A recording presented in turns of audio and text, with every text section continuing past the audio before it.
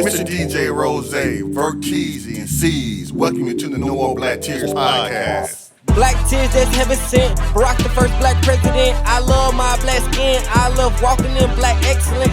Black power, let's represent. All black, that's evident. I'm sure MLK and Malcolm X both didn't die for the hell of it. Strap a seatbelt, go and settle land. What makes you think that we would sell our land? We wouldn't sell out now. What makes you think that we would go ahead and try to sell out then? No more black tears, black on black kids. Love us as is, love with passion. Paying black bills, learning black skills, making black meals. Black is backing. Big shout out to Fred Hampton. I'm black and proud like I'm James Brown, but I ain't doing no acting. My people here from the motherland. This podcast now active.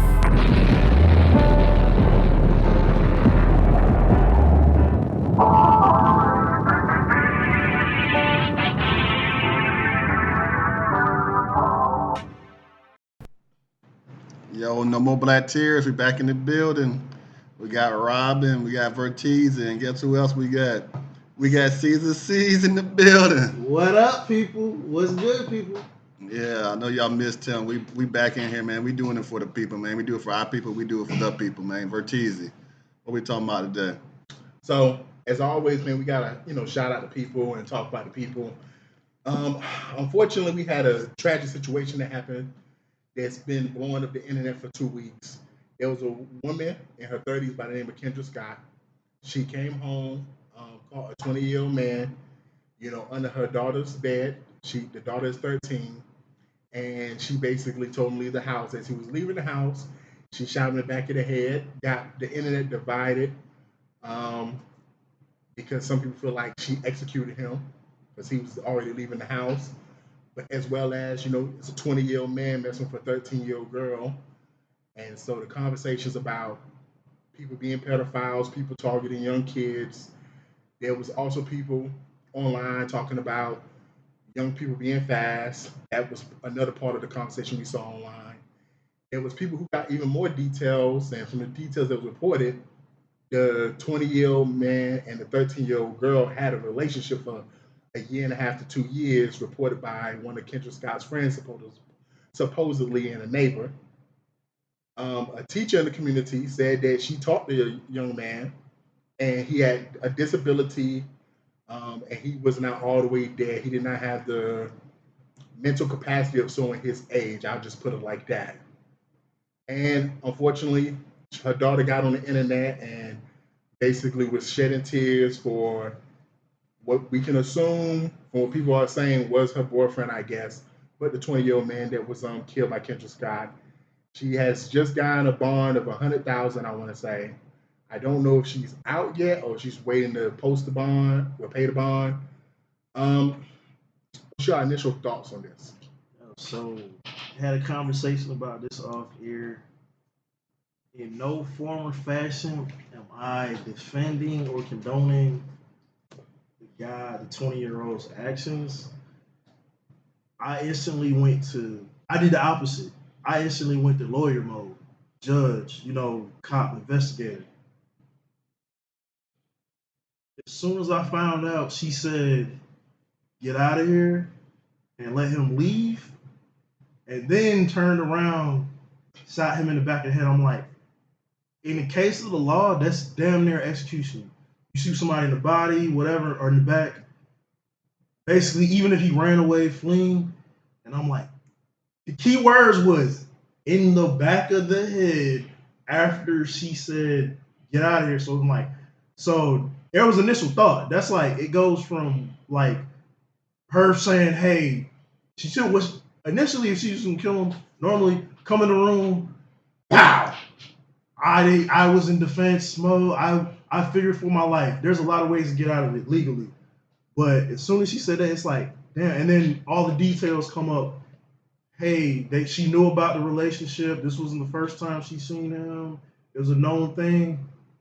That's when it starts getting iffy. And I'm like, hey, we don't know. I can't say he had mental issues. I don't know. But that's really the key. Why this case is like a little bit different from a lot of cases we normally see. I'm just like, she kind of messed herself up when she did that, and I'm just like, damn. Yeah, I was heartbroken as the details started emerging from this case. For those who listen to the pod, y'all know how I feel about people messing with underage kids. I don't like that shit at all. And I remember when the news broke, I was just chilling with Juice Man and Rose, and we was talking about it. And I said, damn, it was two things that I wished. I wish she wouldn't have shot him in the back of the head. And the second thing, and I'm gonna try to explain this so people don't, take it out of context. I wish he would have been older. You know, and I explained to Rose the reason why I wish he would have been older is because of the simple fact of I just wish that, to me, 20, me being 34 now, I don't look at 20 the same way I did when I was 22. Like 20 to me, like I know some people, like there's people online that's 40 when they talk about the situation, they be saying kid. And then people in the conversation like that was a grown man. I don't look at 20 as being like a grown ass woman or a grown ass man. You are legally an adult. But a lot of times, and I've talked to 20-year-olds, we have people in my friend group who have 20-year-olds. I just don't even view them as my peer. I went out last night. I met a whole bunch of 20-year-olds, and this is not the same as talking to someone my age. So, yeah, a 20-year-old adult messing with someone that's 13 is wrong. But I just wish, like I said, he would have been older because I do have that mentality people online. Pedophiles got to die. So had he been 35 years old, I wouldn't have gave a fuck about him getting shot in the back of the head. Pedophiles got to die, but just 20 and 13 is just, that gap is, yes, it's a bad gap, but it's like, I could see a world where a 20-year-old, especially if he got cognitive disabilities, could think a 13-year-old girl is potentially in his realm, because me and MJ talked, you do get situations where, especially in the Black community, where we get aged up sometimes. Where you see a 15-year-old boy and he look like a grown man. I remember I was at a funeral and I had a homeboy, grew up with his son, knew his son. And I remember seeing his son with his locks, with his beard, some shades on. And I said, who the fuck is that grown ass drug dealer? And shit, man, my homeboy had to tell me, nah, that's so-and-so's son. I said, hold up, man, that nigga only 20. Because at the time, he would have been at the time maybe 21 or younger, if I'm getting it correct. But he looked like he was my peer, and there's times when you see a 15-year-old that could look older. And I'll give you full transparency. Me and MJ was talking, and me and C's have been in this situation, so he can co-sign. We out in public, we see a woman or someone that we think is a woman with a body, we be like, damn. Then we see the face, and we like, hold up, that could be a child. And as a 34-year-old man that's going to be 35, I just don't want to play those games. Because she could be 18, she could be 19, it could be legal. But once I start having doubts, I'm out. Right. But for a 20-year-old man, you're not thinking like that, unfortunately. And we do need to think like that at 20, at 18, and 19.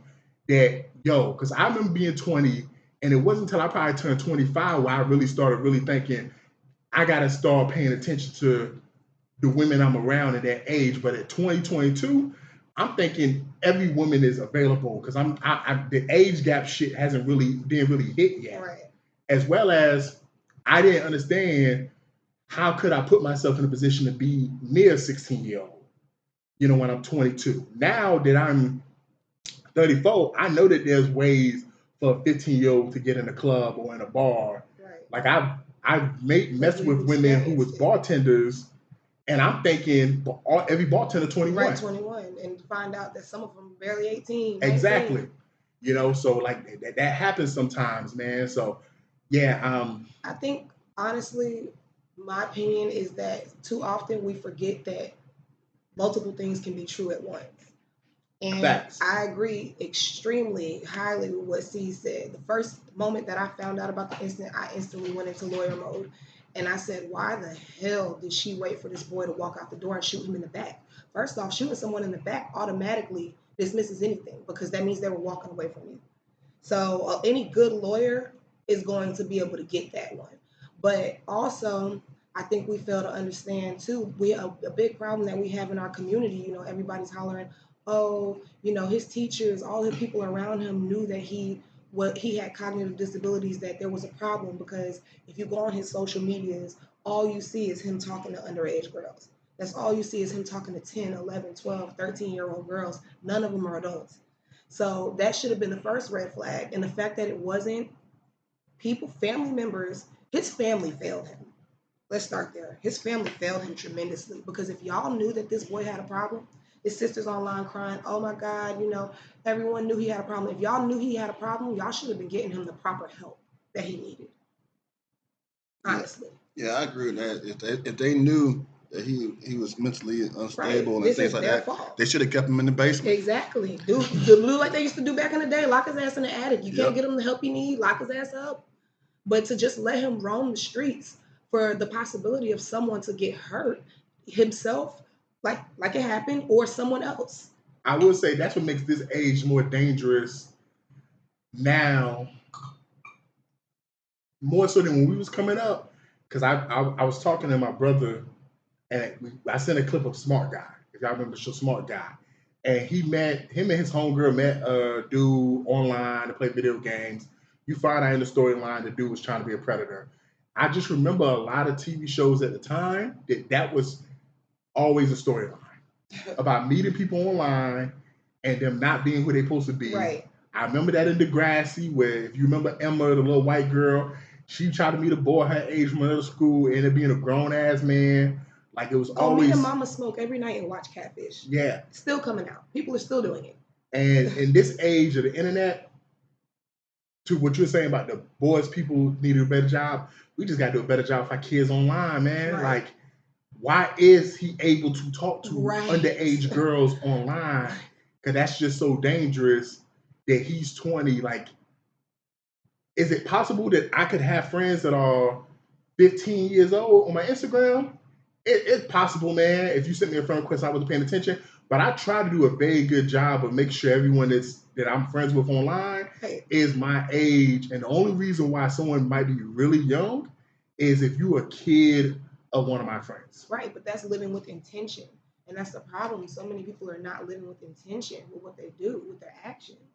Like, as a man, like you said, especially in this day and age, you have to live with intention. You have to ask these girls for their driver's license and their IDs, baby pictures, birth certificates. These questions have to be asked because were you a man? But were you born a boy? Exactly. But that's one of the things that me and MGH always talk about in our conversations. Like, I'm 34. I'm gonna look at life differently when I'm Rose's age. Like living life and being maturing, like allows you that mindset. I'm not gonna sit here and make it seem like at 20 I had that mindset. Right. You know. And speaking of mindsets, it's just like, okay, let's say he had mental disabilities or whatever. Maybe in his head, maybe he was mentally at that age, but that's when like his family did fail him because it's like if you knew he had these social medias and he's he shouldn't be driving around. I don't know if he had a car or whatever. Nah, she had to Uber him to him.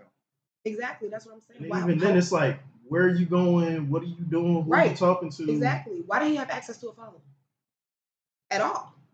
and that's a weird conversation. I know sometimes on Netflix they do these shows where they like love on the spectrum and all this other stuff, and it's because the families don't want you get two types of family members sometimes. The family that's overprotective of their kids or family members with disabilities, and then the families that do not want them to miss out on life. Right. You know, they don't want them to feel like you can't have a normal life because you have this mental disability from a hindrance or whatever. Or even just the ones that are ready to get rid of them. So yes, please. And you do have the ones who don't give a fuck. Yeah, go somewhere. You know, because they don't want the responsibility anymore. And they could have been getting a check. You know, Rose, that's his expertise. He knows about that stuff more than I do. The family could have been getting a check from the 20-year-old man. Right. And maybe that's why they kept him around. But to your point, they didn't really care about him outside of the check. You know, they just looked at it like, okay, we get a check every month from him. Because there was reports that he was paying the mama, apparently, of the 13-year-old girl. And yeah, apparently there was reported by multiple people that knew about the relationship that she was condoning the relationship because the 20-year-old boy was giving the mama money, but apparently he fell behind on. I'm just going to use the word payment. Right. He fell behind, and then she told her daughter, "You no longer allowed to see him until he got my money." She should be in jail. She should be in jail. Right. Like, and if that's the case, she should definitely be in jail. But furthermore, the one thing that I had to say outside of what C said when it first happened was, can we just talk about the emotional aspect of it? Like, I think that she should be in jail just because she thought that it was okay to do this at all. Like he said, the fact that you didn't just walk in there and shoot him when you saw him shows that you had time to think about it. And that shows that you have lack of emotional empathy. Should you even have your child? And she did what Rose said he would do. Man, so he's why Rose said he had no gun, because I'll shoot you in your face. I mean, yeah, except but she said I'll shoot you back in your head. That's what I'm saying. But she should have. It would have made sense that she would have shot him point blank. But you told him to leave and waited for him to walk out. She didn't want to leave a mess in her house. So. Yeah, that's what. Because she said she was going. Reports, he literally was outside the house when she shot him. She said next time I catch somebody in here, I'm gonna shoot him. Yeah. And so that's what she did. So I didn't really care about the whole thing. It happens, you know what I'm saying? People get shot every day. You know what I'm saying? His family gonna be all right. She gonna be all right. The kids is the ones that's getting hurt, but hopefully they'll get a better parent now. But that's the thing about, like, she said she was gonna do this. And there's so much stuff out there, and some of it, I kind of don't believe it. Some of it because her bond's not that high. Like, if some of that stuff was true, like she was letting them come in the house and letting them paying her and all that stuff, I believe her bond probably would have been more. Well, all that's a speculation. Yeah, that bond being that low says a lot. During that time period, the judge can't use that until it's confirmed. Yeah, so because she just got bond. All that came out like last week when all that information. And some of these reports was after she got the bond. That bond is still crazy low. They interview, well. She just got the bond like 2 days ago. In a situation like that, it's low. It is low, but if she execution style murder, that's pretty low. The fact that the word pedophile is attached to this, right, is going to give her opportunity yes. to have a low bond and potentially get off. Right. Like, because people are empathizing with her. Because if it would have been a 20-year-old boy messing with her 19-year-old daughter, right, I'm confident the bond wouldn't be 100,000. Yep. It would be a lot more. Yeah. But the fact that the judge is probably trying to sympathize because the judge might have kids, right, and they might be thinking, well, you know what? I can see how this happened. She still did it the wrong way. Because there are people online and people who are in the criminal justice field who don't feel like she did nothing wrong. Right. And like I said, had he been 35, I would be on the mindset of free her. Yeah. All pedophiles gotta die. Like, this is just the fact that she's 20. That's the only thing that got me, like, honestly, the majority are on her side. Yes. I don't think I've really seen anybody that wasn't on her side yet. Yeah, from the men to the women. Even the women that seem like they're not on her side, even they explain they are on her side. Yeah. They just be talking about how fast the 13-year-old girl is. Well, no, not that. That. Those are the only women. Children can't be fast. That is a small factor. And I seen that too. I was going to ask you that. So I seen somebody say, girls can't be fast. I didn't understand it. I didn't really listen to it either. But what's that mean? Like, they can't be fast? What's that mean? Children can't be fast. A child can do what a child is going to do. Any child is going to explore what they think. They're going to explore what they see. They're going to explore what they experience. They're going to do it. But as an adult, it's your decision if you're going to act on that child doing it. I don't give a damn if the child came in there with no underwear on and busted open right in front of you. As an adult, you're supposed to say, put your fucking clothes on and get the fuck out of my face. So isn't that being fast, though? But the thing is, fast, they equate it to blaming the child for the child's behavior. You don't blame a child for what a child is going to do. Okay, I don't really see it blaming them. I just see it like they're just grown up fast. They're doing stuff that grown folks. She was involved with someone she shouldn't have been. And I'm not taking blame away from the mother either. Because it's like the mom, the caveat is the mom knew about it. From what they're saying. And allegedly. And her daughter has a pattern of doing it. So it's like, if you know your daughter does this, why would you let her? Right. But and I will say this with the allegedly part, when you see some of the Uber receipts and some of the text messages, it seemed like there was a lot more going on. Yeah. Than just a random 20-year-old coming to the house. Right. And children are, that's what I'm saying. Children are going to explore. They're going to do things. They're going to. But if there's no adult there to allow that exploration, then it can't happen. Well, the middle ground is the adult. I agree with the adult part. I look at it from both standpoints as far as you're talking about the adult that's engaging with the child, but I also want to look at it from the standpoint of adults raising these children. Like if you're seeing certain things, like you could just tell like if your kid is possibly going down a bad path. Right. Like there are some kids that get exposed to sex a lot sooner than others. It's the exposure. You know, and then there's some that don't really get exposed to sex to their teenagers. Like I've had friends that was not allowed to watch certain movies and TV shows growing up. Me. You know, I was allowed to watch stuff, and even when I watch a lot of that stuff, like I've been watching Friday, for example, and I remember we laughing, like I'm with my mom or my brothers, and my mom, like, we was laughing at Smokey being crazy and smoking some weed. And I just remember she's like, hey, even though she laughed, she said, hey, I better not catch y'all smoking no weed. Like that parenting is a big part of, you know, a child being fast. Right. Like, I think a child can be fast, but I don't think they're fast on their own. I think they're fast because maybe the environment they're in, maybe they have parents that are pushing them that way or not guiding them the proper way, and it's allowing them to explore themselves. I mean, me and MJ talk all the time. Like there was plenty of girls we went to school with overseas who was getting dropped off and picked up by dudes that was in their 20s, like grown ass man. There was plenty of girls that you might try to talk to them. You 16, she's 16, and her first thing is, I don't date boys. I only date grown men. Literally, so like verbatim, I remember a chick said, I only date people, older men, because they can give me something, or they, you know, alluding to like, hey, they got something, like they got a car, they got money, they got this. Right. It's a mentality. I was one of those girls. I didn't date guys and girls that I went to high school with. I dated people that were older than me. But it took for me to grow up and become an adult to realize that these people were actually predators, that they were grooming me. Yeah. You know, like you can't have the fast girl in terms of dating upward or the fast boy dating upward if there's an adult that's going to be an adult. Exactly. That's what I'm saying. Without the adult not being an adult, it doesn't happen. Kids, you're going to explore your body. That's what we're meant to do as humans. You grow up, you start realizing, damn, there's something down there. This kind of feels nice. You explore. And I think the reason why this conversation becomes so vitriol online is the way men and women think.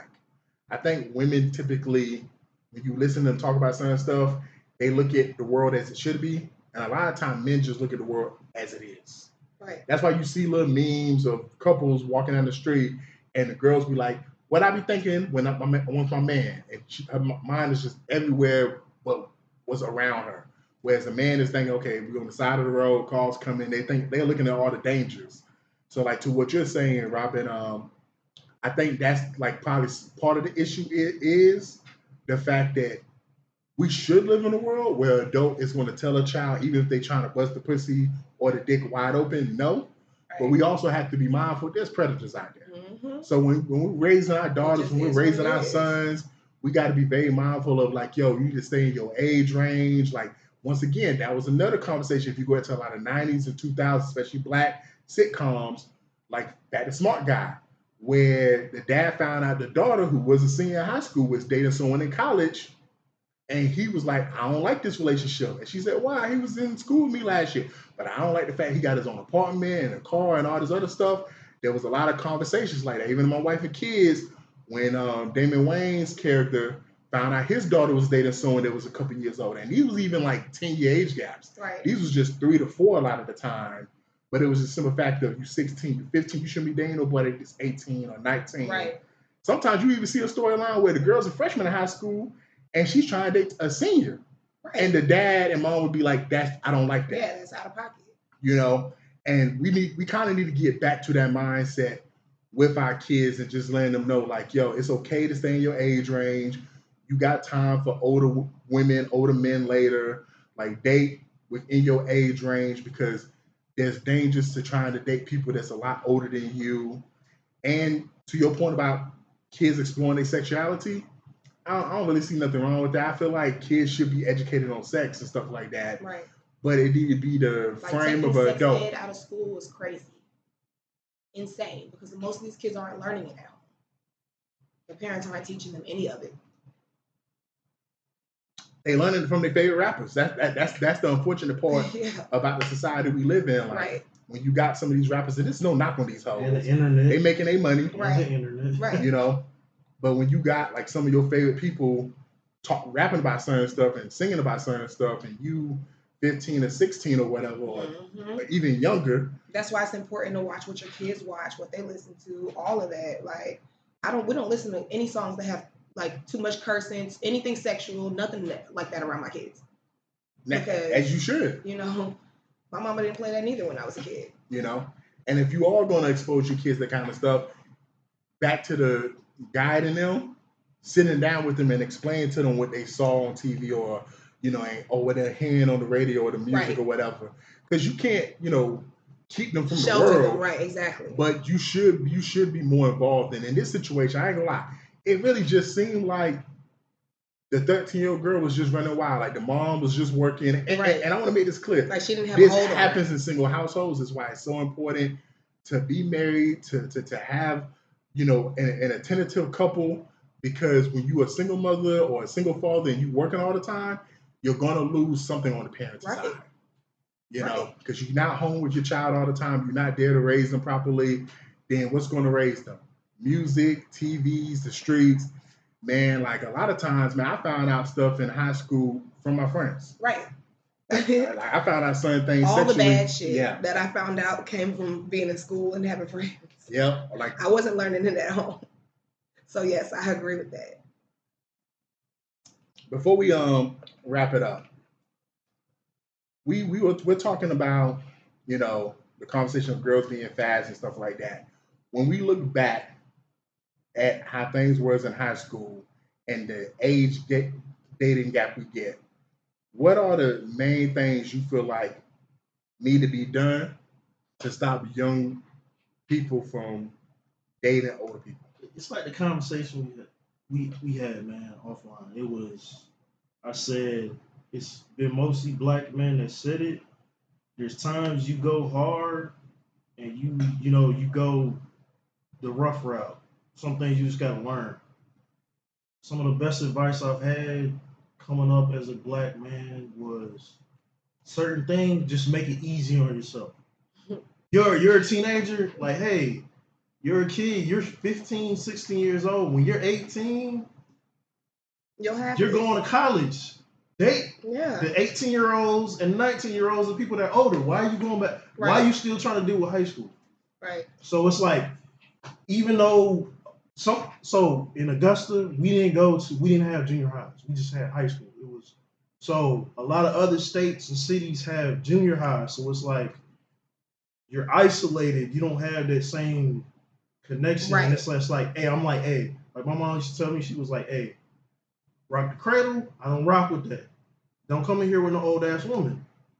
Verbatim, that's literally what she said. So it's like now I'm looking back, I'm like, if you're in that 15, 16 age, like when you start getting 18, 19, you need to start looking at what you're doing, even though you're legally an adult, mentally you're not. Right. It's like, I don't really think it clicked into me till I was like 23. I was like, damn, I was wild. You know, I was doing shit, wilding, whatever. So it's like, it doesn't really click, even though you're legal, the legal age. Right, you're still a kid. And people don't understand that. So, your frontal lobe is not fully developed until 25 and after. Like when people start looking at it as anatomy and start thinking about how we're actually built and how this shit really works, they'll start having a better understanding. And to go with what you were just saying, I also feel like that's, like you said, how do we solve it? Let's talk about it. Why the hell are we putting 9th graders in a school with 12th graders anyway? They need to start changing that shit up. Maybe change up the way that y'all are doing this. 6th graders in here with 5th graders in here with 8th graders. Like all that, the way they do it, maybe start changing that. Stop putting these kids, these freshly coming out of 8th grade and hear what motherfuckers about to go to college. I will say the one thing is, it's like, it's not uncommon because we're like, when you're 18 and younger, that 4 to 5 year gap doesn't equate like it does outside of it. Because it's like, we have cousins, we have older siblings, we have friends that are 5 years, 6 years older than us. So it's like, hey, who's that? Hey, that's my friend such and such's older brother. Or, hey, that's such and such's cousin. So it's like, when you're that age, it really doesn't. So I guess really to stop it, the conversation is like, the caveat is like, hey, when you're a senior, you're about to graduate, you're about to be an adult, start thinking about those things. And it's like back in the day where it's like people had high school sweethearts where they're like, one person graduates before the other. Right. I don't think you're gonna have as many of those as you're gonna have as we had back in the day. It's just different times. So I think I 100% agree with you. It starts with a conversation. If we start talking to these children more and telling them, listen, this is not okay. This is not wrong. I mean, this is wrong. Do not allow a 19, 20-year-old man to come to you at 15 years old and convince you that you're just so special that he couldn't get a woman his age. And so, and the opposite way too, the women as well, because women do it. You know, a lot of people are just now finding out that the movie Baby Boy is actually a predatorial story. Jodie was 15. Yvette was 20 when she got pregnant. In the movie, Yvette is supposedly 25. Think about it. JoJo is 5 years old. Jodie is 20 in the movie. That would make him 15 years old when she started having sex with him at 20 years old. That's true.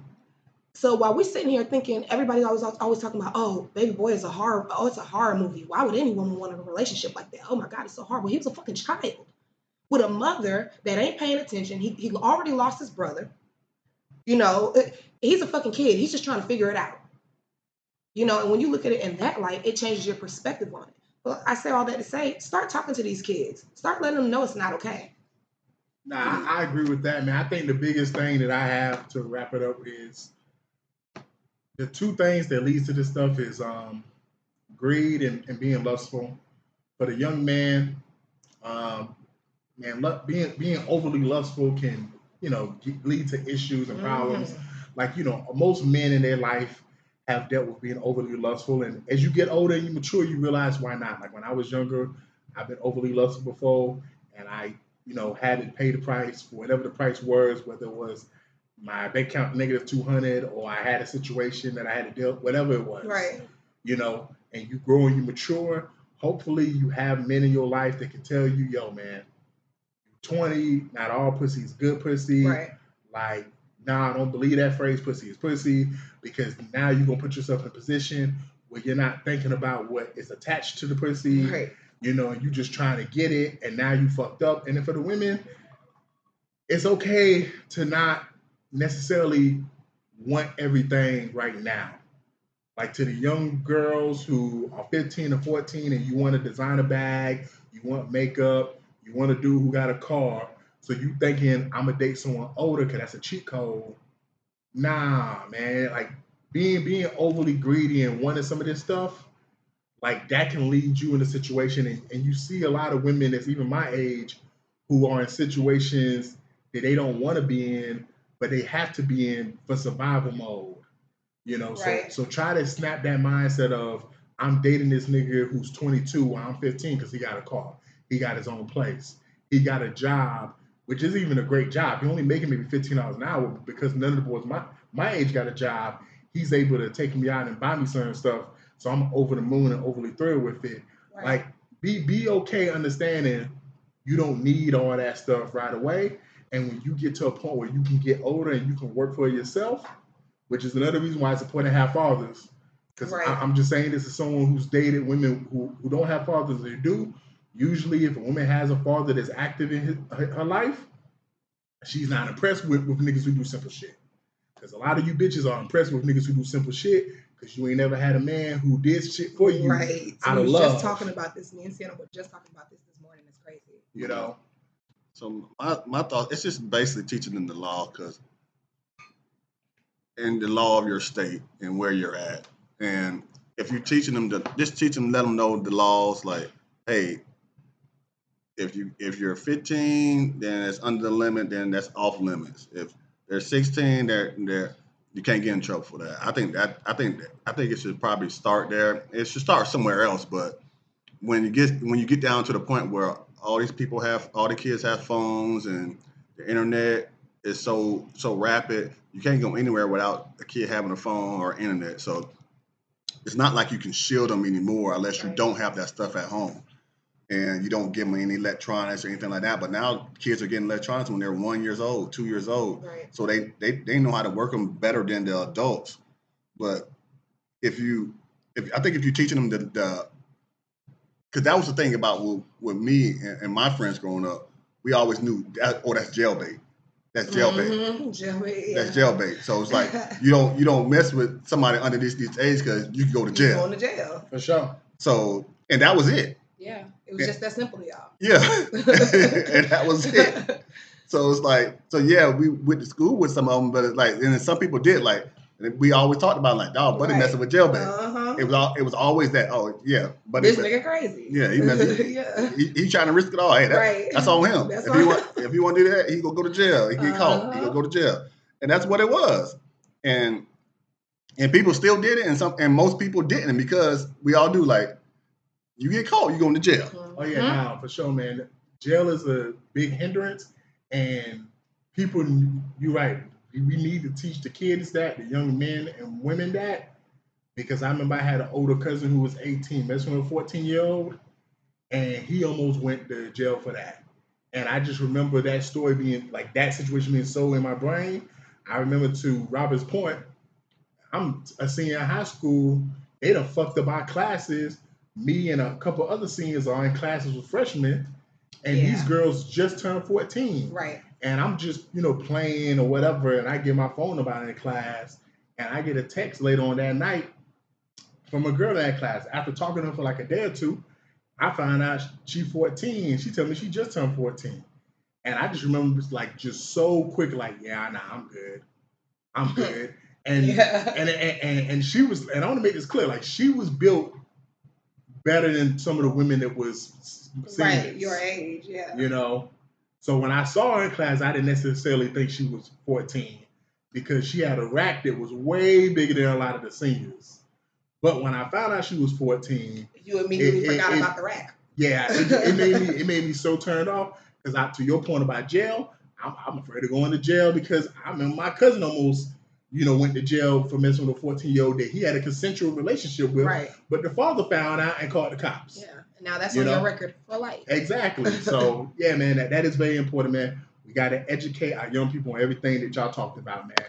From their bodies to the dating age limits to the law, and we also got to control our emotions of being lustful. And in Kendra Scott situation, anger and stuff like that. It's a reason why you don't do stuff out of anger. Right. Because you can make a mistake. And if this was TNT, I would have tears all over because everyone loses in a situation. And like now this. your daughter out here with no mama to protect her. From the real predators. Yeah, from the real predators. So moving on to TNT, everybody.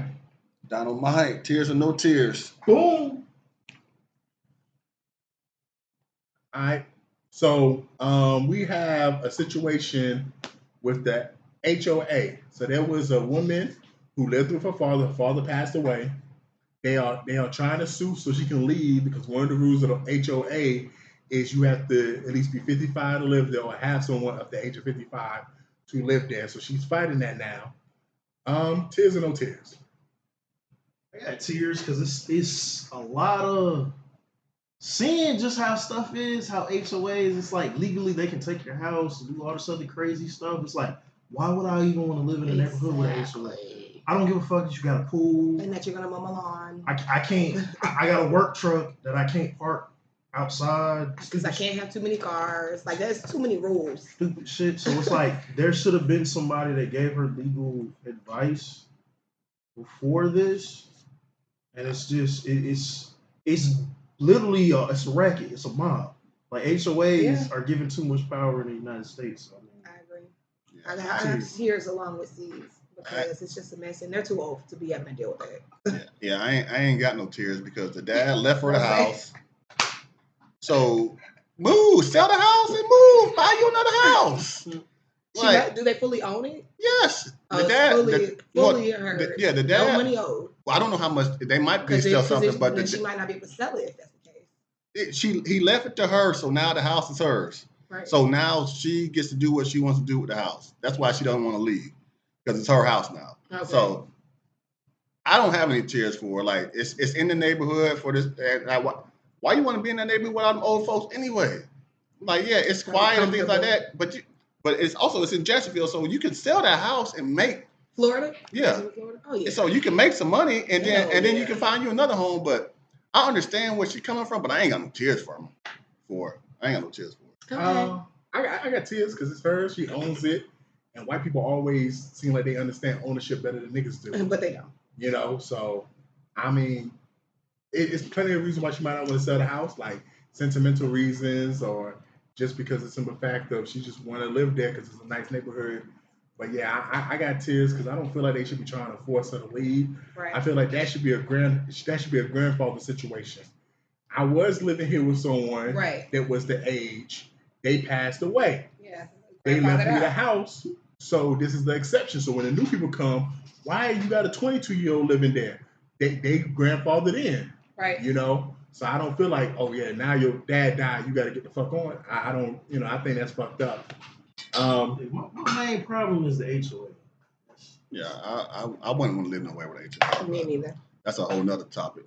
Yeah, definitely. I own my house and all 3 acres. HOA, I go crazy. Yeah, so moving on to someone else that unfortunately passed away. Allie Bohr passed away. Didn't even get to see 55 like the people in the last story. Tears or no tears? Tears. No, he had a couple hits back in the day. Collaborated with a lot of people I listened to. Unfortunate situation. Hey, I misread. I thought I was coming in with some new news, but I literally misread the damn headline. It said his daughter confirms. I thought she was denying, but not confirmed. But hey, rest in peace, man. I think that I have tears of frustration because he admitted when it originally started happening that the main reason that his health started declining was because he was drinking lean so much. And I feel like as a community and as Black people and as a self-proclaimed low-key alcoholic herself, so I'll take some of my own beating, but we really just have to do better when it comes to our health. We act terrified to go to the doctor. We act terrified to go to the hospital. You're in the house, damn near about to die. We think duct tape fix everything. No, baby, you got to go to the hospital. No, it don't. You got to go get your ass checked on. Glue. Yeah, or super glue, right? Gorilla glue. Like you have to go get checked on. You have to pay attention because it can happen so quick. You can be living your life and turn around and next thing you know you're dying of cancer. My daddy died of cancer. He was the same way, living his life, doing all the things, big, strong man. By the time my daddy died, he couldn't have been no more than 80 pounds to 100. Thin as a pencil. And it's because oftentimes we don't check on ourselves. We're not paying attention to the signs. And you're sitting here, you drinking medicine for fun and thinking that the outcome is going to be okay. Like, come on, babe, we got to do better. Yeah, that's the reason why I ain't got no tears for him. Rose, you kidding me? Because, like, he was selling lean, like, you got money, go to the doctor. Like, go to the doctor. You taking poison, you drinking poison every day, you not even know you poison in your body because you're allergic to opiates. But you drinking lean every day. Like, what? It's like, you still do lean? Yes. Yeah, and it by the time he found out, he was too late. He already had kidney failure. So it's like, I ain't got no tears, but man, shout out to him, man. Shout out to Bankroll, man. Shout out to all the boys from Duct Tape Entertainment. You know what I'm saying? They were waving, they did their thing. And Starlito in that round. Everybody's dead except for Bankroll. Everybody's dead except for Big Bang. Big Bang, yeah. Stop! It's Illuminati. Yeah, I don't have no tears for the same reason as Rose, because you're doing something that's destructive to your body, but more importantly, I respect it. Like shit, you rap about the shit and you doing what you rap. There's rappers out here that talk about taking all kind of pills, and then you find out they don't On pill, they take his aspirin. Hello. So you know what? If you're gonna have your fans drinking lean, you should be drinking that shit too. Yeah. I mean, you should be drinking that shit too. I do get your sentiment. It is a particular case though, because it's like, when the last time we heard of a rapper or a celebrity, or okay, I'll say rapper. I'll stick it to rappers that died from something they did when they were younger. Usually, it's like they die actively. Like when Juice WRLD died, I'm like, at first I was like, damn, tears. He was dope. He was a dope kid. But then find out the whole situation when he died, I was like, he just did some dumb shit. Yeah. So, unfortunately. And I mean, everybody makes mistakes. Sometimes they're just life altering. So something that some people call a mistake, I would call a decision, and it's definitely going to be life altering. Jalen Pugh was at the Ridgeview Mental Institution, and unfortunately, he thought it was okay, being an employee, to go inside a 13-year-old patient girl room and mess with her. And he's locked up right now. I do not have tears because he is getting what he deserves. I hope they prosecute him to the fullest extent of the law. It's already messed up for a grown individual to mess with a child, but to mess with a child that has mental disabilities, which is a conversation that's not talked about enough, which is why in the first conversation we had tonight, there are a lot of parents of kids who have mental disabilities that are overprotective because there are people out here who prey on that. And just because, especially a girl, has a mental disability, I get online, I see Down syndrome bitches that look better than regular bitches. Right. And in the comment section, niggas From still behind. the face be fucked up. The face be fucked up, and the titties and the ass be titty in and ass in. Not a dragon with a wagon. Yeah, but these niggas in the comment section, Dragons with wagons. These niggas in the comment section, every other comment is just sexual. They don't even care that the bitch got Down syndrome. So, yeah, man, he deserved what he's getting. Did you go see? Go ahead. Absolutely no tears, dry eyes. I hope they fry your ass. Yes. Hey, you about to get something. And it's like, this is when people talk about protocol, it's like there's rules for a fucking reason. When you work for a facility, a jail, a hospital, anywhere dealing with public or patients, this is why you follow the fucking rules. When they get on you and you aggravated because you got to sit through another fucking HR thing, this is why, because motherfuckers are sick. Hey, you live in Atlanta, dude. You're 25. You live in fucking Atlanta. You probably make decent money. You're in the medical field. Right. You are a sick individual. Yeah. You're a sick ass person. Yeah. And you're gonna get what you deserve. So it's no ways you can excuse or spin this shit. What state was this? This is Georgia. Oh, it was in Georgia. Atlanta. Fucking Smyrna. You did say Atlanta. Smyrna. Okay, I have tears of anger and also tears of happiness. And I'm going to tell you why. My tears of anger are because, like you said, the shit is just ridiculous. It's sickening. These motherfuckers just be out here doing whatever the fuck they want, preying on these kids. And yeah, death penalty, kill them. But at the end of the day, I am extremely happy because there was a few states that just recently passed a law that you can actually get the death penalty for acts against children. And it is a rocky road because I know someone personally who has been charged with messing with a child, and from everything, all the evidence I've seen, everything that I've told, it doesn't look like that was the case. It looked like it was his stepdaughter, and basically she hated him. She didn't like him. Oh, you're not my dad. You're telling me to do things I don't like, and she accused him of something. They have absolutely no proof that this is the case, but you know how the world works. If a child said it, they believe it. So they hit his ass. And that's why I say it's a rocky road. Like, I'm very happy that they are coming with the death penalty for these types of actions, but it makes you question, like, what if the person actually didn't do it? You know, what if this person is just accused and now this person has to die because of something? You know, it brings me back to the time where we had situations like that when the death penalty first got introduced, and there were so many people on death row that they had almost no evidence, but because they were black or because they were poor or whatever the case was, they still ended up getting executed, only for them to find out years later, oh God, it was never him. He didn't do it. You know, so I feel like that's the rocky road, but I am very happy that we're starting to lean towards this type of shit. My personal opinion, I think they should bring back castration and stoning. I think as soon as a nigga start fucking with a kid, you need to cut dicks off. But because we live in a patriarchal world where men believe their dicks rule everything, that'll probably never happen.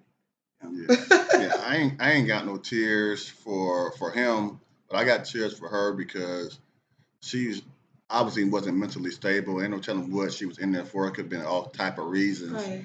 But for him to take advantage of her, that's just crazy, man. I got tears for her and her family. Yeah, I didn't say that, but I do agree. I was so aggravated and angered by him, I didn't even think about her. But yes, tears of sadness as well. Moving on to somebody who we know had mental issues, to someone who most likely probably has some mental issues.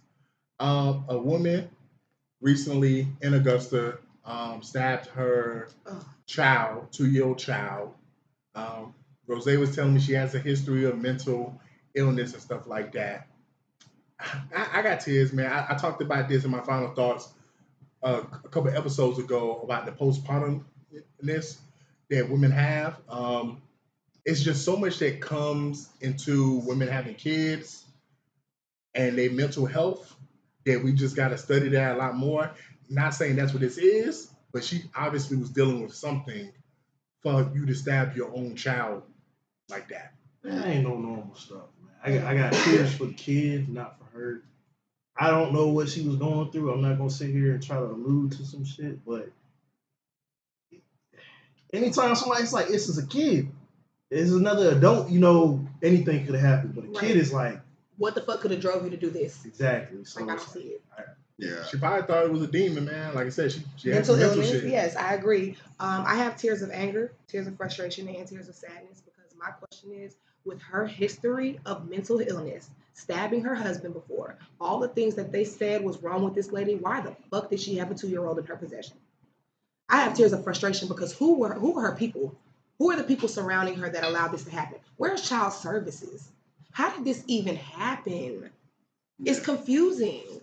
That's why I got tears too, man. Hey Rose, quick question. With your expertise, to Robert's point, why did she still have a child in your opinion? Like what would be the reason with all that history for them not to take a child away? Right. It all depends on if stuff was reported. Too. Okay. So some stuff can happen and stuff not be reported, and then sometimes she was in a mental health or / rehab facility.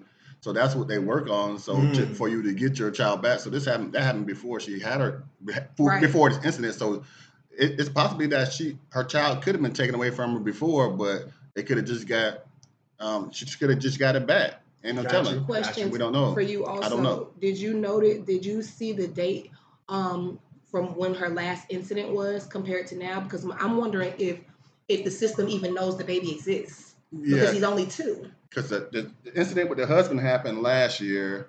The incident with her, I guess, a friend or a family friend, a woman that filed the PTO, that happened earlier this year. But having a PTO doesn't got anything to do with the child. Right, so, right. What's the PTO? Protective order. I might have said it wrong. Did I say it? You said PTO. Oh, TPO. TPO. Oh, TPO. Yeah, TPO. Yeah. Child. Temporary protective order. Protective order. Yeah. So that's why it's good to have experts on the pod. Right. So, definitely. So I ain't got no tears for her, man. It's like I don't care about none, no mental health, no nothing. Like that kid was 2 years old. Right. They couldn't have did nothing. Like you sitting there, you was on some dope. The police, seriously, the police said when they got there, she could have potentially been on dope. They said the police said when they got there, that baby was leaning against the counter, just hunched over, just with his guts hanging out. 9-inch fucking blade. That's what they said. They didn't say she stabbed him. They said she eviscerated. Yes. Yeah. Damn. That means his guts were hanging out of his body. He laying on the bed with his guts hanging out. 2 years old. Yeah, Don't know nothing about nothing. She had to be on some dope and must have thought there was something hidden inside the baby's stomach. Something. That's crazy. Or like you said, she probably thought the baby was a demon or just anything crazy. Or maybe with a mind like hers, she just couldn't handle the capacity of taking care of a 2-year-old. Moving on to more and more tragic stuff. So at Azalea Parks, there was a shooting at the apartment complex. Two 21-year-olds did the shooting. What's your thoughts, C's? And so apparently it was 3 shooters. 2 are the only reported being, caught. 2 dudes and a female's last name Williams. They're all 21 years old. I don't know what type of beef they had with somebody over there, but it's like, man, and drive-bys don't make sense in 2026, man. You directly gotta hit somebody. You know what I'm saying? Go find out where they stay, follow them, stake them out, and go shoot that motherfucker. You know what I'm saying? You ain't gotta shoot a neighborhood up, shoot a block up, shoot a party up. Right. If you're gonna get somebody, just stake them out, go hit them. Right. That's a good point. But I have no tears. I don't have any tears for anybody providing violence, outside of blood feud shit like that. That's like outside the law of vigilante shit. Right. But I mean, besides that, it don't make sense, man, because there was like 3 shootings in Atlanta when I was in there. The day I left, there was like 3 shootings. So I mean, like you said, people get shot every day, man. It's just unfortunate when people take situations and they want to shoot up a whole area where somebody lives. I agree with C's completely. I have no tears for people that do things like that because it's recklessness and it means that you're selfish and that you don't care about anybody but your cause or what you think is right at the moment. And people like that absolutely under no circumstances deserve to be jailed. Because if you don't care about society, you don't deserve to be a part of society. Yeah, I got tears, man. I said this on the pod, man. It just seemed like, and you always had recklessness in the streets, but it just seemed like we get to a point that the people that's running the streets, and maybe because they kids, they just don't have no honor. Because like there was situations and stories where gang members would be like, they would penalize other gang members for shooting up an apartment complex. No women, no kids. It was supposed to be law. Even if the ops was there. Right. Like, these young niggas, man, is out of control. These young hoes is out of control. As a matter of fact, ode to you in the last podcast, Biggie, he literally had a whole song about that. The song where he talks about wanting to kill this nigga because he done came and killed one of his people. He stakes him out. They find him. They see him outside. Got his back to him talking. He shoot him until he turned around holding his baby. Yes. Like, come on, man. You got to be smarter than that. You think you a gangster, and when the whole time in the song, he's talking about how niggas like me, we don't shoot up and murder innocent kids, but you did, because unknowingly it happens. Bullets don't have a name. And that's why I have tears, man, because this can happen to anybody, really. Like, if you just live in a neighborhood, this could happen to you if the wrong young niggas and young hoes decide to do crazy shit. Yeah, I got tears because this is why everybody don't need guns, especially them young folks don't need no guns, man, because they doing too much with them. But man, I don't know, man. It's just a sad situation. I'm glad nobody got hurt or injured during the situation that I know of, but it could have potentially somebody could have got hurt. But for sure. But yeah, I got tears. I don't know what's wrong with these young people. I don't know what's wrong with these hoes, y'all. What's wrong with them? So there was this woman who got on Bill Nye the Science Guy's internet. Those Al Gore's, man. I like Bill Nye, man. Yeah, I like Bill Nye better. But she posted her little, pregnancy pictures and everything, her little photo shoot, and she captioned it by saying, "I'd rather be a baby mama than a wife because baby mamas are forever. That's permanent. Wife shit is temporary and it can be taken away or whatever." We've talked about multiple times how culturally things are going in this direction. So what's wrong with these hoes? Unraveling of our society, the shit that the foundation. Okay, we talk about it. We talk about this a lot, Virginia. I said to you before how we try to paint this picture of how society was better back in the day, whether it's the 70s, the 90s, the 80s, or way in the fucking 1800s. Right. It's always been fucked up. You got your drug addicts. Sure. Agate. I mean, it's fucked up in different ways. Yeah, I like that. Yeah, it was fucked up in different ways. I really thought that's what you were gonna say. So it's like every era and every time has their shit, but it's like now it's like Now it's like the stupid shit, the degenerate shit is on the forefront. Is on the forefront, and people are proud of it. Whether it's spend that, have a baby by me, baby, be a millionaire, and all this other shit. So I mean, I don't know. I think sometimes as a people, especially in the age of internet and how things are going now, where everybody's monetized for every little thing, you have to kind of learn how to read the room. That was nothing more than rage bait. I am not gonna let a bitch get me riled up over some shit that she don't even believe. She probably just took a fucking picture and said, I know this will get motherfuckers talking. You see how we're talking about it on a podcast right now? The rage bait, I'm so tired of getting worked up over things that people, it's not even real. Like you just made up a situation in your head that you knew would get people riled up. And I have absolutely no tears for that bullshit. I think I'm kind of surprised you said that, because last week you and Nicole said that marriage ain't the goal no more. And that's what I was going to get at, is like, some of this do be rage baited, so I'm not going to disagree with that. But I've had enough conversations with women at my job, or just women just publicly, who this how they feel. They proud of this. They proud of this baby mama. Yeah, they proud of this baby mama. Yeah, I agree. To C's point, like, society's always been fucked up, but some of the stuff that's glorified now, I'm not gonna say people wasn't doing it. Like, people was mistresses and side chicks back in the day, and they was baby mamas, but they outside kids are thing. But they would not lead with that because it was not something to be proud of. Yeah, it wasn't acceptable. We got to bring shame back.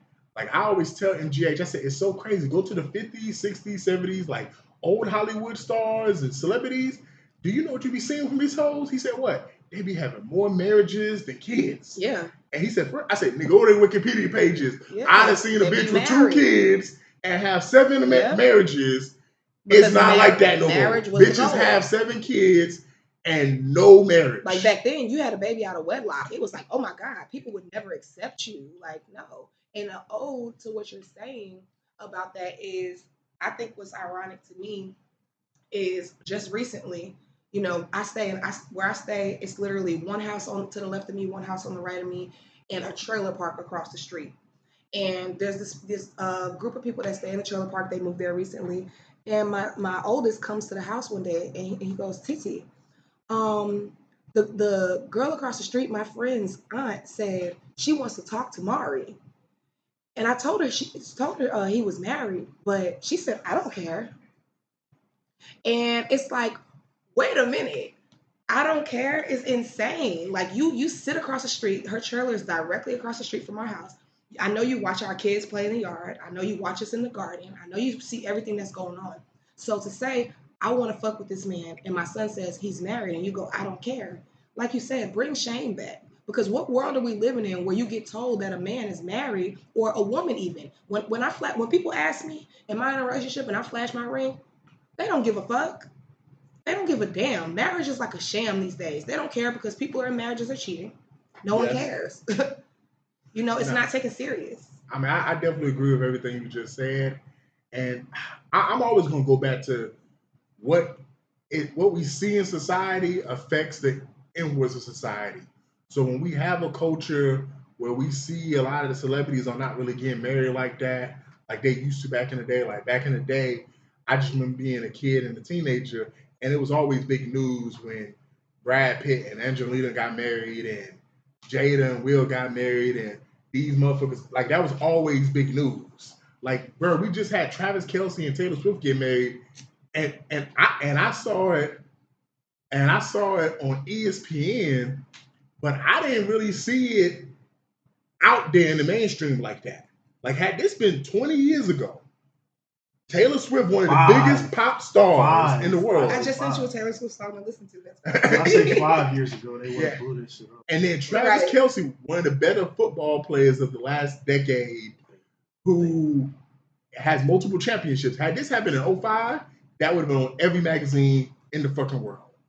And I didn't really see it like that on a whole bunch of publications. I saw it on ESPN, and I was like, damn, they did get married today. Damn, that's what's up. Like, but we see situations where a lot of these celebrity women, and no knock on none of these hoes. Like, no knock on none of them. I ain't got no issue with none of them. But it's just the point of, you see Lotto pop out, she's pregnant. Naomi Osaka a couple years ago, I think she's pregnant by a rapper, I want to say. Yeah. She popped out. She's pregnant.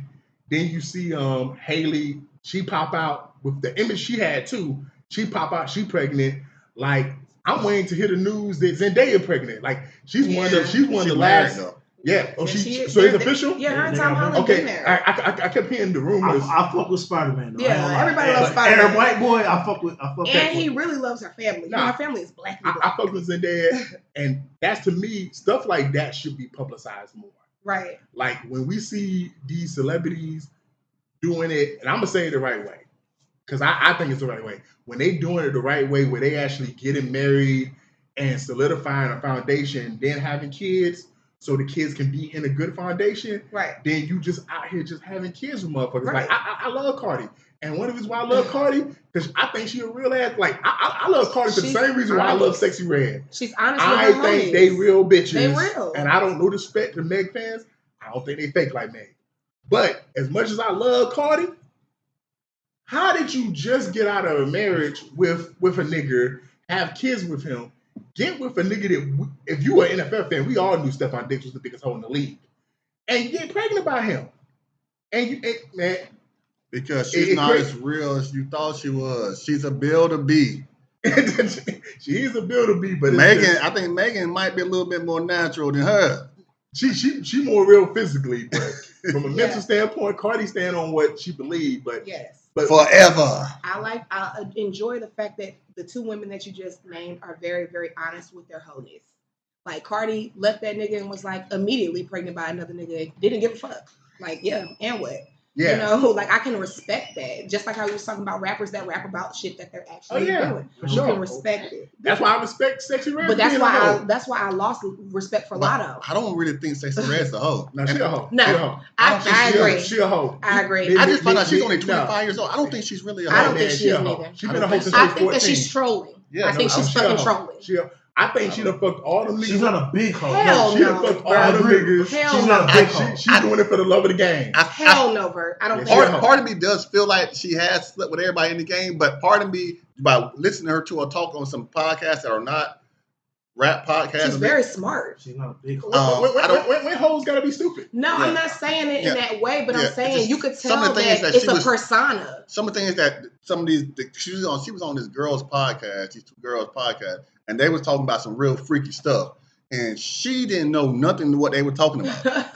She was like, "You ever pegged somebody?" She's like, "What's that? Oh my What's God. that?" No, she vanilla. It's a difference between being a hoe and just being a straight deviant. No, man. I don't know, but I do agree, and that needs to be a topic. What is the difference between being freaky and being nasty? Yeah, like those two different things. Because I know plenty of hoes that they don't do certain stuff. Right, man. But you know, anybody that you ran into, if you say, "What's pagan?" they know what that is. Right. So I don't know if she was just playing, but she kind of looked like she was serious. And I believe it. And there was some other things that she was saying that they were saying to her. And she was like, they want to say, somebody ever asked you to lick their butthole? And she was like, no. And then she's like, no. And she was saying some other things too. I'm like, it was some of the things like, she might not be a hoe. She actually might be a plan. It's just, you know what it's giving? It's giving Soldier Boy in a woman's body. I just think she probably not freaky like That's what it's giving. It's giving Soldier Boy in a woman's body. I will say, I don't know though. There's enough people in the industry. She's a drill singer. I'm a drill rapper. Ran through and she be proud to claim it. But nobody has said really that they. I have when Ray J said, "Oh yeah, I slept with," she got upset. Said, "You ain't never slept with me," and she was like, "Yes, we did. We slept on the couch together. Oh, we fell asleep together, but we never." She was really upset about that. No, I'm with you, Roseanne. Yeah, because I think it's a persona that she puts out to and she's actually did an interview about that. Her and Suki, that it's really just the version of them that they put out, but behind closed doors, they are so opposite. Like Suki has a whole doula page. I don't think Suki will really a whole like that. But you know what? I think Suki's more of a hoe than sexy. I think Suki be fucking for real. Suki be fucking. She be doing the things. I think it's. I think Suki fuck who she wanna fuck. I think Suki fuck the nigga she like. Yeah. I think sexy fuck certain niggas the way a hoe fuck certain niggas. Like it's a reason why she's fucking these niggas. But I don't know. You got to think her and Chief been going. It seems like it might be a thing. Part of it is. Yeah, they're very locked in. Part of it, I don't even think he hit. Hoes, you think he hit? Hoes got niggas. I think she was. It was giving more so she wanted to fuck him. Yes, exactly. But you know a nigga gonna fuck, so I do believe that she might have got that because she was on him so bad. Yeah, I think it's one nigga really gonna turn down pussy. She's not ugly. Part of it's persona, and the other half is reality. Because, like, you know how they used to say back in the day, it was like it was that one R&B singer or that rapper, that female rapper that had their way, and it was like years later they was like, oh yeah, she was a jump, you know. So it's a part of his persona, but I mean, I'm not. I would just say that's the feeling I'm getting right now from just seeing some of the stuff from her lately. And it's but like, before lately, I thought she was the biggest drop off or dump off or trash can that was in the. Yeah, you would have thought it was like I was like, I don't want to hear no Sexy Red songs. I don't want to see her on WWE until I don't mind her song because some of her songs as being a DJ. It gets the crowd hype. Yeah. I was on the tip. I didn't want to hear that shit. Like some of them, some of the songs is legit, and I love when she do her work with Daddy E because I can tell she an actual fan. So it was like, afterwards, it's like you give people a chance, but a lot it goes back to what you said is a lot of this shit is just for some reason we like drama after years of World Star and All Hip Hop. And Complex and No Jumper and all these other podcasts and media shit. We like drama. Let's just be honest. We like fuck shit. We like drama. We're tired of being in a suit and a tie and shit and trying to clean shit up. People want what they think is raw and real and street shit. We're not. People are putting on a fucking act. People have always wanted that stuff, but none of that stuff has been to the mainstream. Like even when we talk about rap. You go to the 90s, there was always trash rap.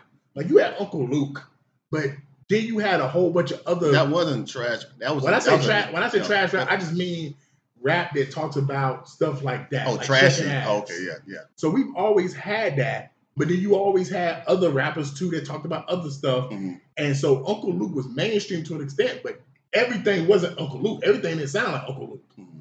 And then even in the 2000s, you had a Trina, but then you had Missy Elliott and you had Eve. You had other female rappers balancing the shit out. What's chick's name? So Vita. We just gotta tip the scales back where decency and morals are coming back to the forefront, and everything ain't decency. Yeah. So it makes sense, and it's like, but. Everybody, just because everybody's never going to agree on this situation, especially nowadays. So I don't have really issues with people wanting to have kids and they want to be moms because some people want to be moms since they was in elementary school. Right. So it's like that's a goal of theirs of being a mom. So yes, that is being a goal, but also like I just remember when I was growing up, because I can only speak for myself. I remember when I was growing up. People wanting to be mom, but they also want to have a family too. Right. They wanted the whole picture. Yeah, so now it's saying like that's not the goal anymore. Or we good with all that. Yeah, we understand. What Tyler Perry say, I could do bad all by myself. Yeah, but you could do if two people are doing bad, and you put them together, is it gonna be worse? Yeah. Is it gonna be worse, or is it gonna be better? I think better, bro. Because two incomes are always better than one. If you got somebody, but income's not the only thing though. What we talking about now? If you got two, talking about if you got ain't shit. No, we talking about being a baby mama compared to being a wife. Yeah, that's what we talking about. And you can be a wife without the white man's paperwork. And I know so many wives that you gotta value yourself more. Like, so you not willing to marry this nigga, but you willing to carry his kid. Which is crazy, a crazy thought to me. I know so many wives that are baby mamas. Like, I need everybody to just stop putting a name on this shit. At the end of the day, what it all goes down to is how that nigga treats you and handles you. So what y'all saying is, back to partnership. Yeah. Like, let's take Uncle Sam and the white man out of it. Because you can be married without the white man's paperwork. Being in a relationship and a partnership where you're actually thinking about raising the kid 10 years down the line, 18 years down the line. Because you asked me, any of my friends asked me, they think about getting married. I tell them straight up, I don't recommend it. Yeah, me too. I don't recommend it. And I'm married, and I tell people all the time, I will never recommend marriage to anybody. Don't recommend it. You working, you doing your things right now, y'all together, y'all don't add that extra thing. But if that's what you want to do, that's what you want to do. But we're also speaking legalities too. To me, it's people like don't understand. It makes it worse. I know people that have been together 12, 15 years. You would have thought they jumped the broom and went to the courthouse. Right. But they've been together and they act like, and they do everything in their life. Common law marriage. You know what I'm saying? I'm not even dealing with the legality of it. I'm just coming from the morality of we need to value marriage. So if you don't want to go to the courthouse and you don't want to get Uncle Sam involved and you just want to basically come together and y'all have y'all own little agreement, that's cool too. That's how they did it in Africa or whatever. Right. That's fine, man. But, jump the broom. It was legal there, though. Marriage should always be the forefront of anything you want to do, in my opinion, before you decide to have kids so they can have that foundation. Moving on to the final topic of the night. On the Breakfast Club, they was having a conversation, and the conversation basically was, should you inherit your friend's beef? You know, and there was many different aspects to the conversation. What's your thoughts on that? Inheriting your friend's beef. In the traditional sense, yes, because it's where does your loyalties lie? Thank you. But at the same time, let's say the beef is between your inner group. That's when it's like hard. That's when it makes it difficult. But in traditional sense, it's like, hey, I'm not fucking with. Okay, I got a coworker I'm real close with. She's got a problem with John and HR. I'm gonna look at John funny and keep him at arm's length. So it's real caveats to where you go, and it's like the real thing is like your explanation is like, why are you mad? What's really behind the beef? Was it that John said something? Or is it like some real relevancy? So it's like, you know, where you go with that whole dilemma of naturally you're gonna be like, we're a clique culture. Like society's done in cliques. Right. You fuck with who you fuck with. Right. Humans run in packs just like most animals. We run in packs, group. Even the most isolated animals in society, they will do some shit to where like it'll be one or two individuals they're around, or they stick to one person or groups. Like lions. Lions do some shit to where they're like, hey, Simba and his brother have been roaming trying to find a new thing. And then even pumas, like cougars in South America, they'll be siblings. One's a male, one's a female. They'll roam together until they're comfortable enough to branch off and, you know, have their own territory. Their own it's like, hey, don't come in my territory. And then, you know, it's like, hey, I smell another puma in this shit. But guess what? I recognize that scent. That's my sister. Yo, what up, nigga? How you been? Blah, blah, blah, blah, blah. Boom. And then, you know, hey, we chill, you know, we rub chins, whatever. And then we go back to the shit. So it's like, it kind of goes to like the connotation is like, where these your loyalties lie, but you also have to explain. Yeah. It's like back in the day, it was like, yo, you got beef with anybody, nigga? Yeah. Anybody try you? It's like old school shit. Yeah. But back in the day, niggas wasn't creating beef for silly reasons. I mean, it was like, yo, nigga, you want to ride on somebody? Don't say word. You don't fuck with such and such no more? Right. Fuck that Just nigga. Say word. Fuck that nigga. We gonna beat that nigga ass. Unless it was like, hey, MGH. Man, he will. I'm be honest, man. I mean, I ain't no problem with that because I already know your answer. I got that mindset, man. I think you. Well, hold up. It goes back to the caveat. If I say, hey, we got beef with J. John from fucking Sunset. Yeah, nigga, we riding. But I tell you tomorrow, hey, I got beef with MGH. You gonna be like, what's up? But that's what I'm going. That's what I'm getting at is back in the day, niggas wasn't doing stupid shit. So you could inherit. They definitely. It was just shame behind the stupid shit. The amount of people that died while we were in high school. Not real niggas. Not real. Like y'all talking about dumb niggas. I'm talking about real niggas. Because when you a real nigga, I mean, but that's subjective. Okay, my bad. And for my definition of real nigga, when you a real nigga, you surround yourself with people that make smart decisions.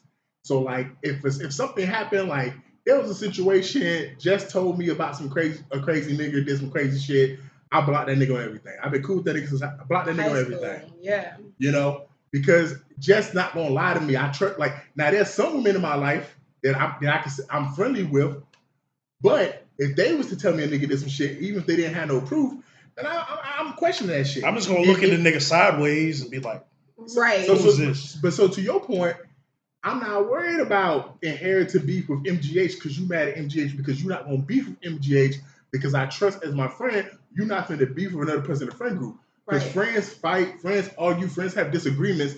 We will have disagreements with someone that's in our inner circle, but you're not going to allow it to affect the whole group. We got to beef with someone. Okay, so like if Robin's like, yo, I got beef with such and such, and I'm going to be like, okay, cool, I don't fuck with them no more. Yeah, that's right. Off rip. If you my mans, if you I don't know, because you still fuck with somebody that I haven't fucked with for years. So I don't know. It depends. It depends who you're talking about. You know. Okay, but my thing is this: to caveat off of what you were just saying, because I feel like me and you were going in the same direction. Honestly, I feel like when it comes down to your friends and the people closest to you, if somebody that I love, if C's came to me right now and said, "Hey, listen, this certain person that we fuck with, I don't fuck with them no more because they did this, that, and the other." And that shit was morally corrupt or grimy as fuck, I'm going to believe him because I trust my friends. I trust my friends' judgment. I trust my friends' judgment, and that's the thing. I trust all y'all's judgment when it comes to that type of shit. So the moment you come to me, like what happened with the situation, Halloween. Yeah, it happened right in front of my face. Ain't cut it off. Ain't spoke since because I know my friends. I know my friends didn't deserve that. I know that they're good friends, regardless of what you just tried to say about them. You know, so that's how it's gonna go. I'm always gonna inherit my friends' beef because I trust my friends' judgment. Now, I trust y'all, and that's what it is for me. What you just said it beautifully is, man, I trust my friends' judgment. If you in my inner circle, because it's not, I don't put everyone in my inner circle, right? So if you're in my inner circle, we're not gonna beef amongst each other, right? If anything, we communicate. If you and Robin was to start beefing seas. And you've seen me do this firsthand when people have issues in the group. I'm the first one to try to mediate. Right. Because half the time I'll be like, okay, cool. That's why you mad, Robin. That's why you mad, C's. Come on, at the end of the day, it's really bullshit. Let's go on. Now, if Robin or you beefing and you telling me some really crazy shit, man, in the words of MGH, you're not here. You're not crew no more. Yeah. So if for example, if a nigga in the group was to violate someone's wife, like seriously violate someone's wife, then you can't even be crew no more because how could you do that? Right. That's just like if Robin stole $500 from you. Right. Then she not crew no more. Right. It's morally corrupt. You can't even be part of my clique. Right. When you're doing that kind of stuff. It's like, yo, you checking a person. It's like, yo, I had a conversation with blah, blah, blah. I already made my decision. I just want to hear your side of the story. And it's like, hey, I'm going to try to mediate and try to come to a conclusion to where y'all can make it right. You can make it right, make it right. But if it can't be made right, fuck it. It's like, I already pick sides. Fuck it. Right. You know, I got to rob. And then I just got some more things I stand on. So it's like, if I got a friend, they doing coke, that's not something that bothers me. Yeah, it doesn't. What they eat don't make you shit. You know?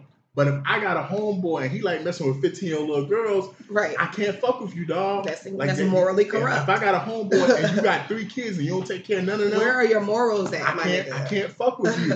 And it like that's the type of situation where it's like we gonna be like talking about spending money or doing some shit, and I'm gonna be like, dude, I'm like, nigga, you on 6 months back pay for fucking child support? You don't do shit. Yeah. And then I don't want to go out with you, nigga. And then I got spending your kids' money.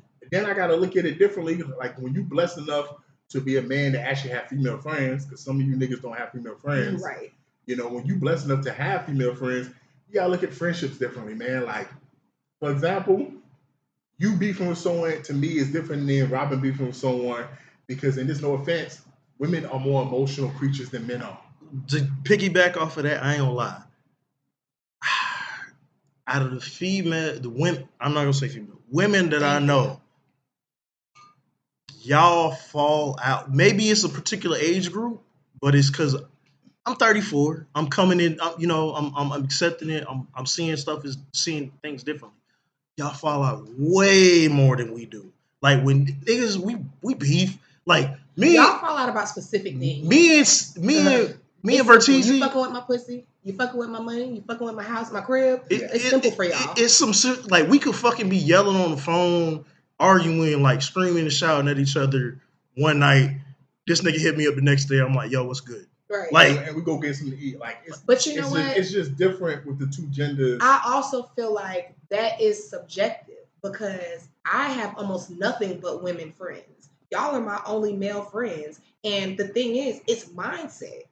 You should not have to fall out with anybody you claim to give a fuck about for it to be a revelation. It's like unless you do some grievous shit, exactly, where it's like you steal money, you violate somebody's morally corrupt. But that's what I'm saying. Like you got no morals. A lot of women just value shit differently. Like and for birthdays, for example, me, C's, MJH, and D Will, we don't really even see each other on our birthdays like that. We don't do stuff for our birthdays. We don't get each other gifts like that for our birthdays. We just too geographically like that. But that's normal for men. Whereas women, like I know women, this bitch ain't coming to my birthday though. It's like I was working. What do you like? I gotta pay rent. What do you want me to do? Yeah. You want me to take the day off? I'm not gonna disrespect that and say that's something petty. My point is, women care about different stuff than men do. It's just a difference. So when a woman is beefing with another woman, depending on what the violation is, like, okay, cool, man, I'm not gonna really fuck with her. Yeah, but I'm not hold this grudge with you fuck her, whatever. Because the shit that you mad about is like whatever. I just can't mess with you like I used to. Yeah, and that's part of growing up. Also, is like there's certain people you used to be able to do certain things with.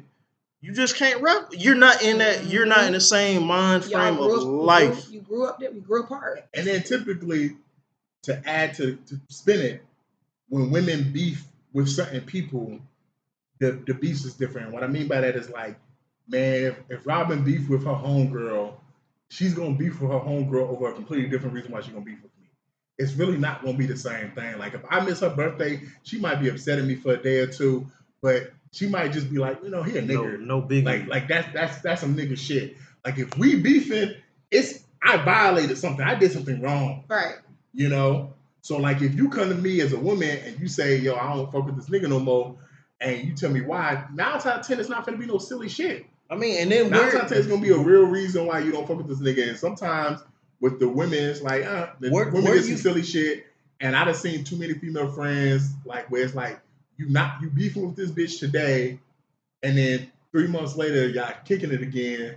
So I just try to, Where do you feel like the divide is between the gender beefs? Because it's like if Robin tells me, yo, I ain't talked to such and such in so long, and it's just like, yo, it's like, such and such is cool, but you ain't fucking with her. Like, man, I think the difference is you get a lot of microaggressions in women.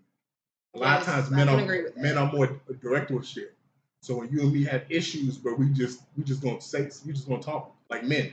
Whereas like sometimes, and I've seen this with you, Robert, for example, like you got some women you bring around, I'm not saying your friends, but women that I could tell, yeah, they got an issue with this bitch, bro. Like they don't really fuck with her like that because they always concerned about what her nigga doing, or they concerned about like how she looking and stuff like that. Yeah. Whereas like a nigga like, shit, if you come out looking fresh, I'm happy you fresh. If you come out and you got a nice car, I'm happy you got a nice car. I'm not finna say no shit like, well, you had to use your tax money to get that nice car. See, bitches say shit like that to other bitches. Comments. Yeah, microaggressions. And it's like, if we really friends, you not finna do shit like that, man. And that shit builds up over time to the point where you might have a situation that it's like, you know what, there was a whole bunch of cracks in this dam. Right. This really is that's why it's harder for women to kind of explain why they beef sometimes. Because it's not one thing all the time. I can agree with your sentiment, both of y'all. I kind of see what y'all are saying, but I don't feel like it's exclusive to women or men. And the only reason I'm going to say that I don't feel like it's exclusive to women is because I know more niggas with microaggressions, but the microaggressions are always with women. Man, those bitch ass niggas. That's what I'm saying. And it don't even be regular women. A lot of times it be the women they're in relationships with. That's what I'm saying. Those be bitch you know what ass I'm saying? niggas. Like it's crazy. So it's like I think it's a person thing. Like are you mentally capable of knowing what it takes to be a good friend? Are you mentally capable of reading a room and knowing when you should cut somebody off because they slighted your friend, or when it's just all right, they're going through something right now, we gonna move on, let it go.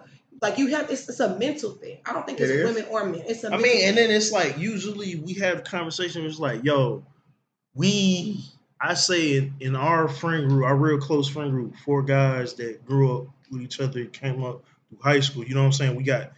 We damn near each other's godfathers and godparents and shit like that. So it's like, yo, shout out to D Will, congratulations to you and Jazz. Hey, I can't let that go. Hey, congrats, make sure you listen to the pod. Send that Bertizzi, send that to him. Make sure you listen to it's just like if one of us is like, let's say me and Bertizzi's beefing, I might talk to MGH or D Will, and they'd be like, they'll play contrarian because it's just like, you don't feel like you was tripping, it wasn't nothing that was said, and then they'll talk to the other person and try to mediate. It's like, yo, hey, and then like a week later, when I get mad, I get fucking mad, like, cause I'm not gonna say now. I used to be so fucking chill and just let shit slide and slide and slide and slide. But you the example of that damn I'm talking about. To I outburst and I'm like, man, fuck you, man. That's what I'm saying. That's a damn, bro. And it's not one thing with you. See, like it's a whole bunch of small things that's been going on. That finally something explodes. I'm not like that anymore. So it's more like now it's like mention it. You got an issue with some shit, yes. Just debate, just say it. But then it's also like back to the mediating shit. It's just like, okay, well, if you had an issue with that, why didn't you just state that? And it's like, you mad, you huffing and puffing. Right. You right. Like, damn, I can't, like, you like, my nigga, I'm mad, I'm fucking pissed off. It's so weird. But you right. That you say this, Steve, honestly, because I was on the phone with Sienna earlier for 4 hours. Shout out to my sister. We need to have you on the pod as a guest. I was on the phone with her for 4 hours, and this is the second time during this podcast where y'all have talked about something that we were just talking about earlier. But what you're saying is literally true. At the end of the day, when you have a friend and you're going through something like that, like he said, like I told her, a big problem with us is we let shit build. We let shit build because we want to give you the benefit of the doubt. We want it, what we're feeling and what we're thinking to not be true. So it's a bad characteristic that Aquarians have, but I know C's is an Aquarius, but it's ironic to me that he says he's been doing this for the longest because it was something I literally had to unteach. Flag on the play, so I'm a Taurus. I said you're not. I said me and Sienna are Aquarius, but C's isn't. Like the thing is, it's an Aquarius trait for us, but it's very weird to me that he literally just sat up here and said, the same thing used to happen to me. I had to unlearn that. To let shit build. All right, I let it go the first time. I let it go the second time. I let it go the third, the fourth, the fifth. I explode, and now everybody's looking at me like I got 6 heads. Like, damn, where the fuck did that come from? But at the end of the day, like you said, you let shit. You try to let a motherfucker slide. Then you let them ice skate. Then next thing you know, they swinging ropes like Tarzan. Olympic shit. Exactly, they're swinging ropes like Tarzan. And then you explode. But that's a us problem. It's a bad characteristic to have because the first time that motherfucker started skating, you should have put the brakes on that shit. It's just like, whoa, now I don't like this. I don't like this. One caveat I want to make a very distinct distinction between is like the three of us sitting at this table, we are not hood niggas in any sense of it. We might, trust me, we know people. Right. 6 degrees. It's more like 4. It's more like love us now. For me, it's like it's 3, 4. I can get to 2. You don't want me to get to 2.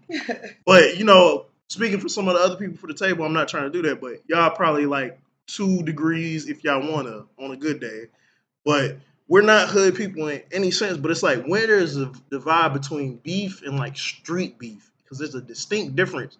And it's the difference between the shit, how shit was in the 50s, the 60s. Street beef is you in the streets doing whatever. That's whatever. Just regular beef is just I'm beefing for this individual. This motherfucker did something I don't like because they did something I don't like. And for me personally, I'm gonna be consistent. I'm always going to stand with my friends because one of the big things me and MJ talk about all the time, loyalty is a big thing for me. Mm-hmm. Like I expect you to be loyal. I want to be loyal to you. Yep. I'm gonna have your back. That's why I'm big on trust. That's why I'm big on people communicating. That's why I'm big on people telling the truth.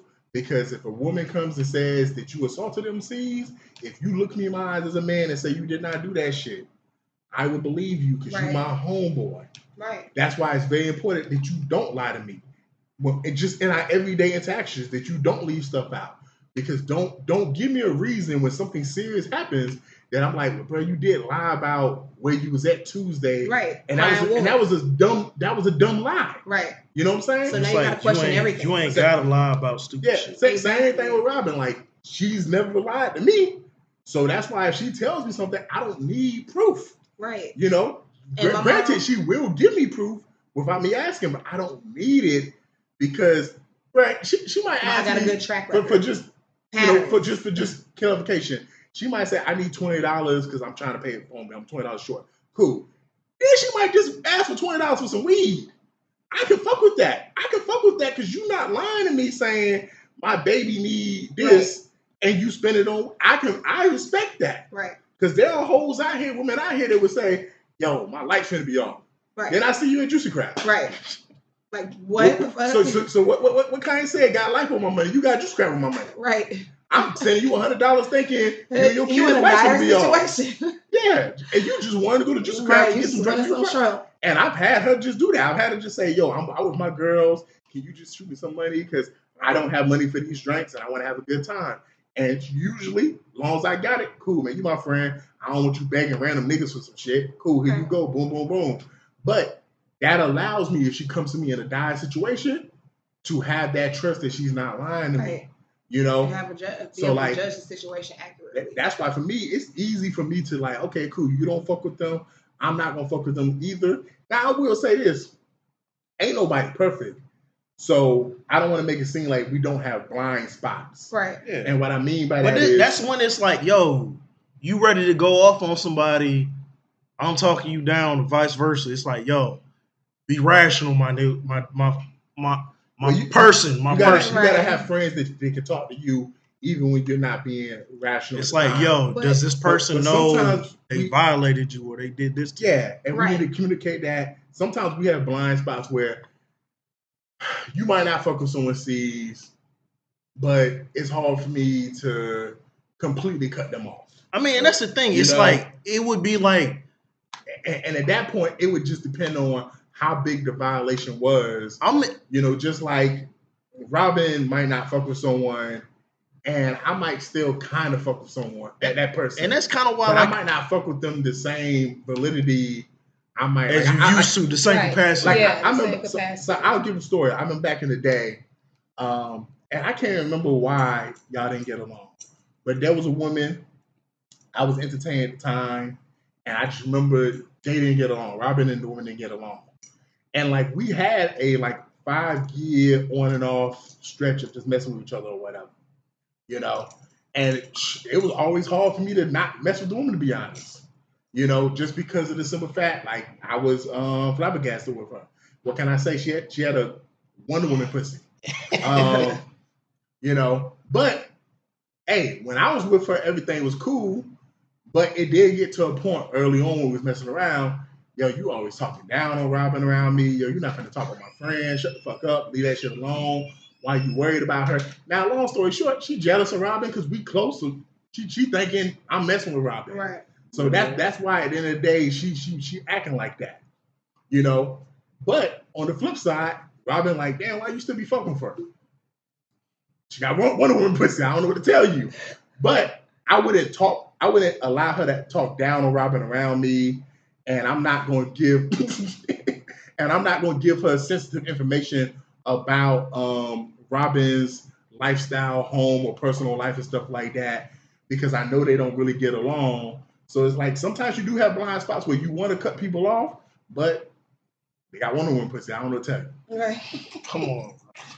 Nah, but it's like okay, we got the distinction between like beef and like street beef. Street beef is like, the bullshit. It's like back in the day, it's like, yo, I don't fuck with these niggas over here, this neighborhood, or this crew, this clique, and you just, you booing out, whatever. Like, fuck them, whatever. If they're outside your crew, your circle, fuck them. For whatever reason. I don't need, nigga, I don't need 15 reasons. Fuck them. Fuck them forever. Hello? And burn the shit down. Hello? Me But then it's like, you got quote unquote definitely me. Hamburgers and steaks between. Hey, we eat good over here. We like to fry steaks and shit. You know what I mean? So when it comes to beef, hey, we cook that shit. That's what we do. And also, I think another part of this conversation, and I can say this about me and Robin, we made forgiving people. Yes. So if it get to the point, our own fault. Yeah. So if it get to the point that I cut a motherfucker off, and if it get to the point that Robin cut a motherfucker off, I feel like to be serious. I feel like my friends should understand. Yo, bro, I give motherfuckers multiple chances, and I'm quick to apologize. Like I don't. Everyone that's in my friend group, I don't know if anyone else can say this, but everyone that's in my friend group, I've apologized to them at one point in time. I agree. Whether it was some shit that I meant to do, or some shit that was taken the wrong way, right. and my heart was in the right place. But if you just told me you was offended and didn't like something, I'm not finna stand on ceremony, Mr. Wayne, and not apologize. Right. I'll be like, cool, my bad. I didn't mean that. I was drunk. I was upset. I was going through this. Boom. That don't make it right. I apologize. Boom. So, that's another part of it is, I'm not going to really stand on bullshit. So if I do get to the point, it's like, man, I don't fuck with this nigga over here. Man, I already gave them multiple chances. And Robin, typically, from what I've seen with our time being friends, she's typically the same way. Like I said, I've seen people bash her online like crazy, for example. And I'm thinking, for what reason? And I'm thinking, man, fuck this motherfucker. And then a week later, they never have a reason. And then a week later, she cool with the person or whatever, and they hanging out or whatever. So at that point, it's like, okay, cool. Y'all, you cool with the person? Y'all back to being good. I ain't got no issue with that. We all good. But as we wrap it up, Robin, everyone give some situations where you feel like you just had to cut a motherfucker off. You ain't got to use names. You can use code names. What was the reason why you cut them off? Man, it was just mad shit over years that built, and it was like, yo, this person was doing some sideways shit. I ain't like the way they talked about me, what they said, and it was like, motherfucker, do you hate me? Cause that'd be my phrase. When somebody talks about you or says shit about you, you get to the point, it's like, man, nigga, what's the problem? Motherfucker, do you hate me? Yeah. What's the beef? Seriously. And then you got other situations where it's like, okay, I've had in when I was stationed in Germany, man, I had coworkers that literally my coworkers were my friends. They had other people they stayed in different dorms and different barracks and shit. Where I was like, okay, they added on to the group, they clip-ons, and it was like, yo, situation happened with blah blah blah blah blah. It was like, okay, you don't fuck with them, I'll take your side. Fuck it, you know what I'm saying? Cut them off, fuck them. Hey, what happened to such and such, man? We was going to the club, man. We was at knock shift or whatever, and we had a good time. Man, we just fell out, man. Some shit happened, blah, blah, blah. Some German chick or whatever, or shit happened at work, and nigga was like, hey, beef. I'm like, all right, fuck them.